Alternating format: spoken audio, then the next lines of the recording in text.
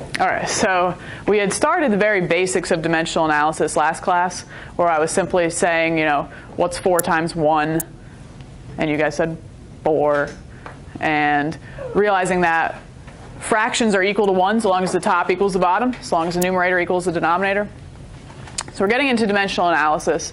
But leading up to that, here are just a few more tools we need to use dimensional analysis. And one is using the prefix chart, which is on the wall. You really don't have to memorize it, but we need to know how it works. So in our prefix chart, you have all the names of the prefixes, the metric prefixes. Remember that your base unit would be right smack in the middle. And these, 10 to the multipliers, are telling you how much bigger that prefix is than the base. So a decasecond would be just 10 times bigger than a second, or 10 times longer in that case.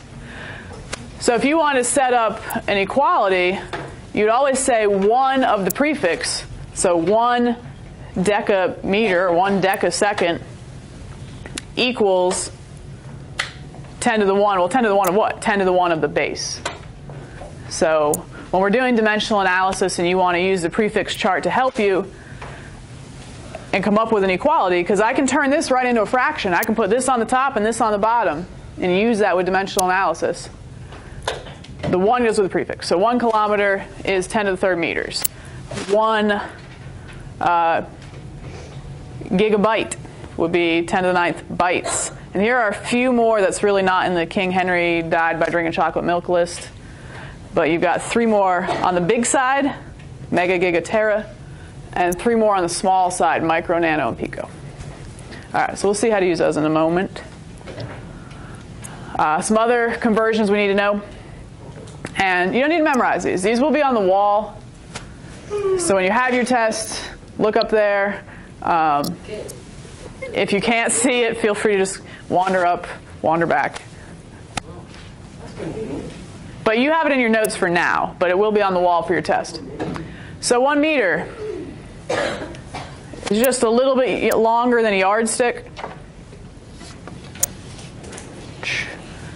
And a yardstick would be 3 feet, so 1 meter is 3.28 feet. 1 kilometer, is that more or less than 1 mile? Good, less. 1 kilometer is 0.62 of a mile. So of course, if you're running a 10K race, you're not running 10 miles. You're actually running about 6.2 miles. 10K? 5K, 10K? Oh, that's like there you go. Volume, gallon. Think about a gallon of milk and a liter. You probably know what a 2-liter thing is, 2-liter thing of soda. So what's bigger, a gallon or a liter? Gallon's definitely bigger.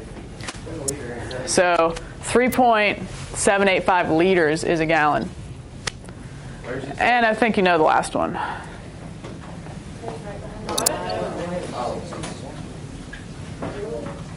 And we've been through we got one more on the wall. That's a good one to know about miles and feet. How many feet in a mile? 5,200. 5,280? You should kind of know that one. That's a good one to know. All right, so again, back to dimensional analysis. And we're really going to teach this kind of through example. But things to check for when you're doing dimensional analysis. Do the units cancel correctly? It's not enough to simply set up a fraction where the numerator equals the denominator.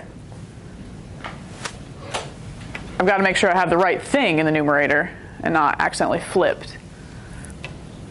So do the units cancel? Okay, we'll see that through example. Make the fractions equalities. So the top should always equal the bottom. Please make sure that's true.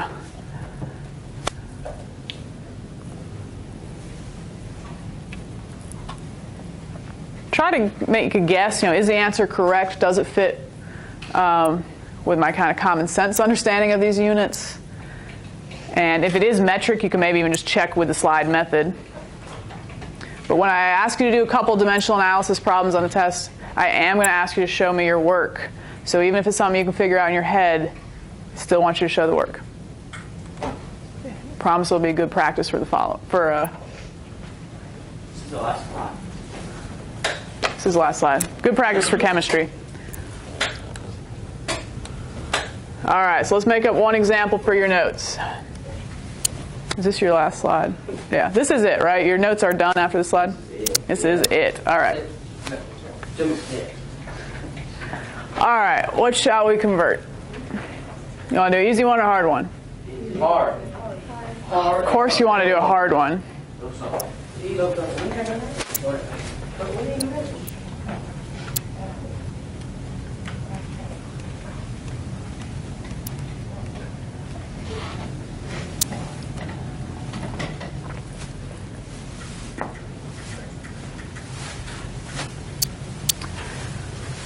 All right, so let's say I have 2 gallons. I got 2 gallons of milk, and I want to know how many milliliters that is. Oh my Lord. A lot. Okay, good. So first thing would be maybe to make an educated guess. Is it going to be a small amount or a lot? It's going to be a lot. We know a milliliter from our graduate cylinders, itty bitty. So it's going to be a lot. So to set up dimensional analysis, this is what I want you to do every single time. Write down your given number. So my given number is 2.0 gallons. Is this a hard one? This is a multi-step one. I would consider this slightly harder. Then, time sign, fraction bar. Always do that. Okay, so we can always at least start that way. Given number, time sign, fraction bar. The next thing that you will always do is put the unit you want to get rid of in the bottom, in the denominator. So I'm converting out of gallons and into milliliters. So I want to get rid of gallons. So gallons has to go there. So any equality I come up with about gallons has to put gallons in the denominator. Now just remember what we said like the other day. What was that answer? Cancel all out equals 2. Cancels all out equals 2, yes. X on the numerator, X in the denominator, that would cancel, and you would just be left with 2. All right, point being, gallons is going to cancel out with gallons, so this is a good way to get rid of gallons. That's why whatever I start with, I want to put in the denominator to cancel it. I want to get rid of gallons. I want to end up with some other unit. All right, so now we just think. What do I know about gallons that might be helpful information? I don't like immediately have a conversion from gallons to milliliters. Wait. Equals, Amanda, what do you got? 1 gallon is 2.785 liters. Okay, 1 gallon is 2.785 liters. All right, we got that in our notes. It's on the wall. That is a conversion you are more than welcome to use. So 1 gallon is 3.785 liters. Okay, don't mix up the numbers. That's the easy thing to do wrong. 1 gallon, so the bottom equals the top. Almost think of that fraction bar as an equal sign. I can multiply anything I want by 1.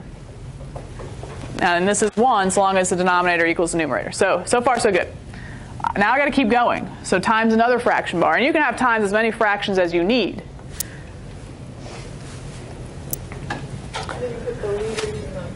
Very good. And so gallons is gone. And similarly, I want to get rid of liters. So it should always kind of be like diagonally related. So you're always canceling, except for the very last one.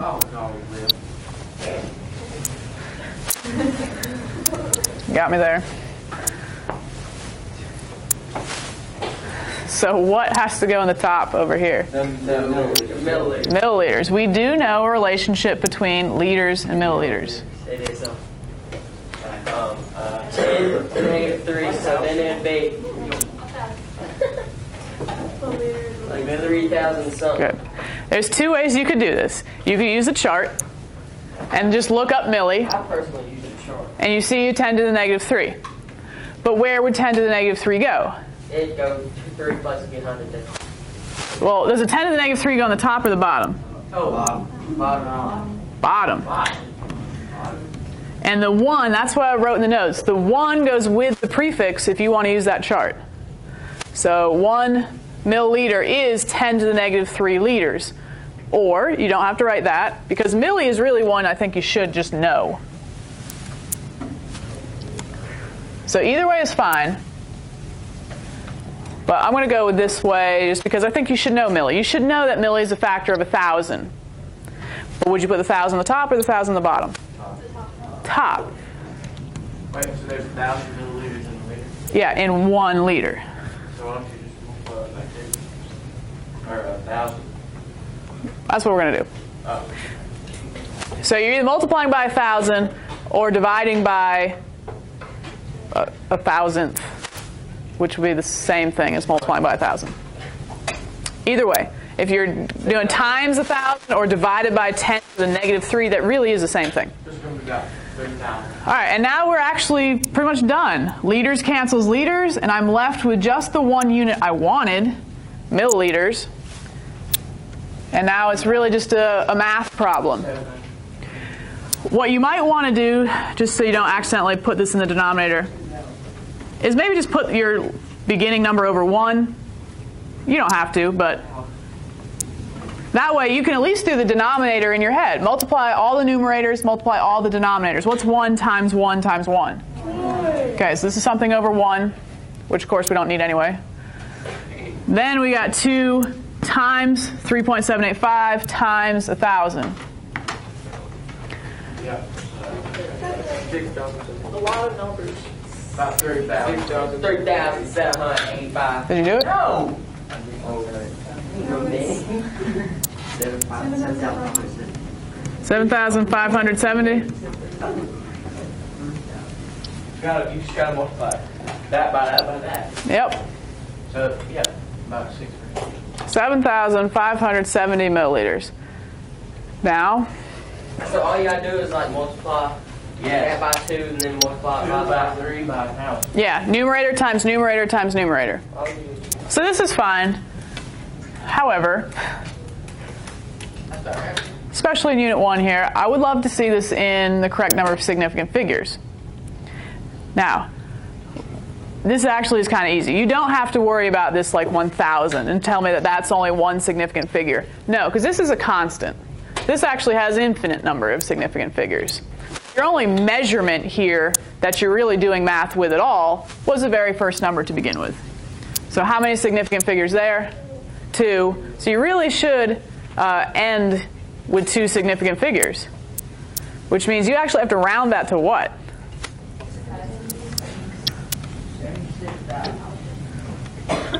Yeah. Assuming that was a measurement, we really should round it to 7,600 milliliters. Or, since I keep asking you to do this, in scientific notation that would be 7.6 times 10 to the 3rd.